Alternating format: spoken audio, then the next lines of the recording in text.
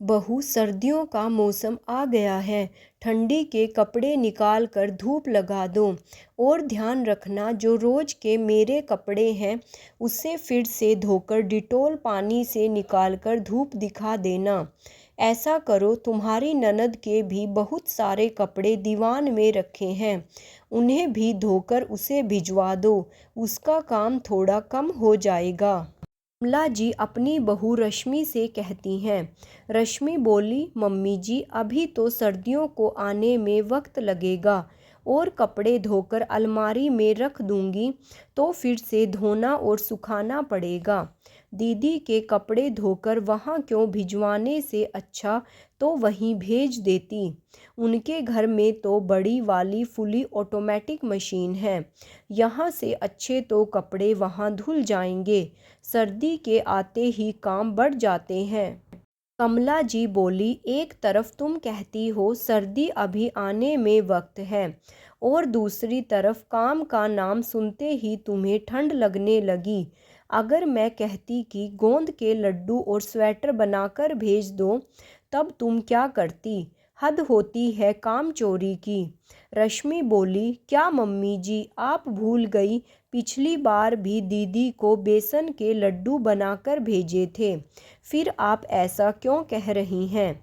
तभी उधर से रश्मि के पति राघव आए और बोले, सर्दी हो या गर्मी, दीदी को कुछ ना कुछ भेजने की बात तो हर साल होती है, वहाँ से कुछ आने की बात कभी क्यों नहीं होती? माँ, इस पर तो आप कुछ नहीं कहती हैं। रश्मि बोली, आप दोनों बैठिए, मैं चाय बनाकर लाती हूँ। कमला जी बोली, देखा तुम्हारी बीवी को कितनी सफाई से आग लगाकर चली गई और तुम भी पत्नी की बातों में आकर बहन के खिलाफ बोलने लगे। शर्म नहीं आएगी बहन के घर से जब कुछ आएगा तो? राघव बोला, माँ, वो जमाना गया जब बहन बेटी के घर का लोग कुछ खाते पीते नहीं थे। उस वक्त तो दामाद भी ससुराल में आकर रहते नहीं थे, पर आपके दामाद तो 1-2 दिन छोड़ो 15-15 रह जाते हैं। उसका तो नहीं कभी कहती। माँ बेटे में बात चल ही रही थी कि रश्मि उधर से चूड़ा और मटर भूनकर लाई, साथ में गर्मा गर्म चाय भी थी। राघव देखकर खुश हो गया और बोला, वाह, तुमने तो ये नाश्ता देकर दिल खुश कर दिया। रश्मि मुस्कुराने लगी। कमला जी बोली, बहू जब बाजार से मटर लेकर आई तो गाजर क्यों नहीं लाई? इसी मौसम में तो गाजर का हलवा अच्छा लगता है। रश्मि बोली, मम्मी जी, अभी गाजर बहुत महंगे हैं, अगले हफ्ते तक थोड़े दाम कम हो जाएंगे, तब एक दिन अच्छे से गाजर का हलवा बनाऊंगी। कमला जी बोली, जब लाओगी तो ज़्यादा लेकर आना, हलवा बनाने में कितनी ही मेहनत लगती है। राघव के हाथों अपनी ननद मीना को भी भिजवा देना। दामाद बाबू के घर वालों को भी गाजर का हलवा बहुत पसंद है। रश्मि राघव को देखने लगी। कमला जी बोली, राघव की तरफ क्यों देख रही हो? हलवा तुम्हें बनाना है ना कि राघव को? रश्मि हाँ में सिर हिलाते हुए रसोई की तरफ चली गई। राघव बोला, माँ, आपको पूरे परिवार के लिए हलवा भिजवाना है तो बाजार से भिजवा दो। ऐसी रिश्तेदारी से तो भगवान बचाए। सच में मैं अपनी बेटी की शादी तो कभी एक शहर में नहीं करूँगा, वरना कहीं आपके जैसी आदत रश्मि को लग गई तो मेरा एक पैर तो बेटी के ससुराल में ही रहेगा। इतना कहकर राघव वहाँ से उठकर चला गया। बेटे के जाते ही कमला जी ने मीना को फ़ोन किया और सारी बात बताई। मीना बोली, माँ, जब आप नहीं रहेंगी तो आपको लगता है कि मैं मायके में पैर भी रखूँगी? सर्दी हो या गर्मी, बाजार से हलवा खरीद कर खा लूँगी, पर कभी भाभी से नहीं लूँगी।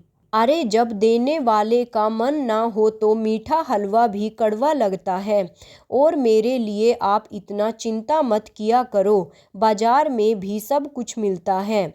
उस दिन की बात को लेकर कमला जी बेटे बहू से अक्सर नाराज रहती थी।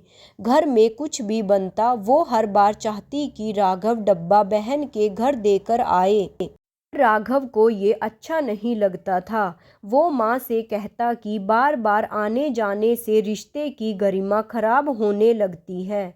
कमला जी इस बात को समझती नहीं थी। समय धीरे धीरे बीत रहा था। गर्मी जा रही थी और सर्दी अपनी चादर फैला रही थी। कुछ रोज बाद रश्मि 3 किलो गाजर लेकर आई। उसने सुबह में हल्का नाश्ता बनाया और पहले ही सबको कह दिया कि आज गाजर का हलवा बनाना है तो मुझे बहुत वक्त लगेगा। फिर वो बैठ गई गाजर को कद्दूकस करने। घंटे भर की मशक्कत के बाद घर में गाजर के हलवे की खुशबू फैलने लगी। खुशबू कमला जी के नाक तक पहुंच गई, पर उनकी नाराजगी उनकी नाक को उधर जाने नहीं दे रही थी। राघव रसोई में आया और बोला, वाह क्या खुशबू है। जब खुशबू इतनी अच्छी है तो स्वाद कितना अच्छा होगा। जल्दी से मुझे गर्मा गर्म हलवा दो, मैं अब इंतज़ार नहीं कर सकता। रश्मि बोली, थोड़ा ठहर जाइए, सबसे पहले भगवान को भोग लगा देती हूँ, फिर मम्मी जी को दूंगी, उसके बाद आपको मिलेगा। राघव बोला, ठीक है, फिर मैं माँ के पास ही जाकर बैठता हूँ, सब मिलकर खाएंगे। थोड़ी देर बाद रश्मि 2 कटोरी हलवा लेकर आई और कमला जी को देते हुए बोली, मम्मी जी बहुत मेहनत लगी है बनाने में, तो सबसे पहले आप टेस्ट कीजिए और बताइए कैसा बना है। कमला जी ने जब उसकी खुशबू ली तो एक पल को उनके चेहरे पर मुस्कुराहट आए। फिर उन्हें याद आया कि अरे वो तो नाराज़ थी। वो बोली, बहू खुद खा लो, मुझसे तो नहीं खाया जाएगा। कुछ अच्छा बने और बच्चे ना खाएं और माँ पहले खा ले, मैं इतनी भी निर्दयी नहीं हूँ। राघव बोला, माँ मैं तो खा ही रहा हूँ, फिर आप ऐसा क्यों कह रही हैं। अच्छा अब समझा, दीदी को हलवा नहीं गया है इसलिए आप नहीं खा रही हैं। हाँ ये तो दोहरा व्यवहार हुआ। क्या मैं आपका अपना नहीं हूँ, बस दीदी हैं। ठीक है तो मैं भी नहीं खाऊंगा, ले जाओ इस हलवे को। इतना कहकर राघव उठ गया। रश्मि बोली, आप भी बात बात पर नाराज हो जाते हैं। और मम्मी जी किसने आपसे कहा कि आपके बच्चे नहीं खाएंगे। कमला जी आश्चर्य से बोली, 3 किलो गाजर मंगवाई थी, उसमें क्या तुम अपने परिवार को खिलाओगी और क्या ननद ससुराल भेजूगी। लक्ष्मी मुस्कुराकर बोली, मानती हूँ उतना हलवा बनाना बहुत मुश्किल है, और किसने कहा मैं हलवा भेजूंगी, मैं बुलाकर भी तो हलवा खिला सकती हूँ। तभी दरवाजे की घंटी बजी।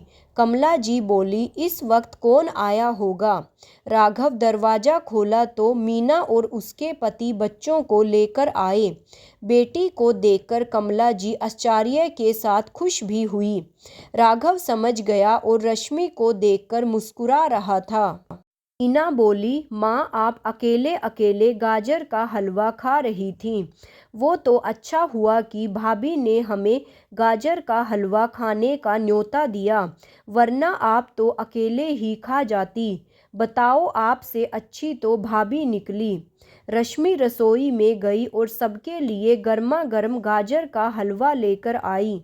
कमला जी धीरे से रश्मि को बोली, बहू तुमने मुझे बताया क्यों नहीं कि तुमने मीना को यहाँ बुलाया। रश्मि मुस्कुराकर बोली, मम्मी जी गाजर का हलवा तो बस बहाना है, हमें तो रिश्ते बनाने से मतलब है। मौसम तो आते जाते रहते हैं, काश कि आप मेरी मनसा पहले ही समझ पाती कि ये मेरे अपने हैं। रश्मि की आंखें भर आई। कमला जी ने उसके हाथों को पकड़कर कहा, बहू मुझे माफ़ कर दो, तुम कितना सोचती हो सबके बारे में, और मैंने कभी ध्यान ही नहीं दिया कि आज तक मेरी खुशी के कारण तुम्हें कितनी परेशानी उठानी पड़ी है। आगे से ध्यान रखूंगी कि मेरी वजह से तुम्हें कभी कोई परेशानी ना हो, वरना मेरा बेटा तो अभी से बेटी के ससुराल के नाम से भाग रहा है।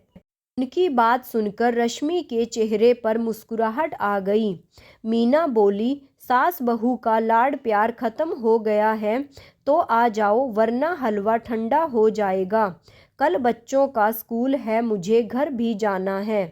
रश्मि बोली, दीदी आज रात रुक जाइए। मीना बोली, नहीं भाभी, मायके से इस हलवे के स्वाद जैसा रिश्ता बना रहे उतना ही एक बेटी के लिए बहुत होता है।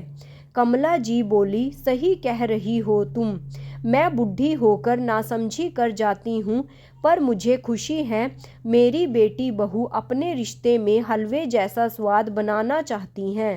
फिर सबने मिलकर हलवा खाया और कुछ घंटे बाद मीना वापस चली गई। दोस्तों, सच ही तो है, मौसम और रिश्ते कभी कभी बदलते रहते हैं। बस उनमें मीठा स्वाद बना रहे, उसके लिए अपनी मनसा सही रखनी चाहिए। एक वक्त पर हर किसी को खुश रखना संभव तो नहीं, बस रिश्ते में मिठास बनाए रखिए और बाद बाकी ऊपर वाले पर छोड़ दीजिए।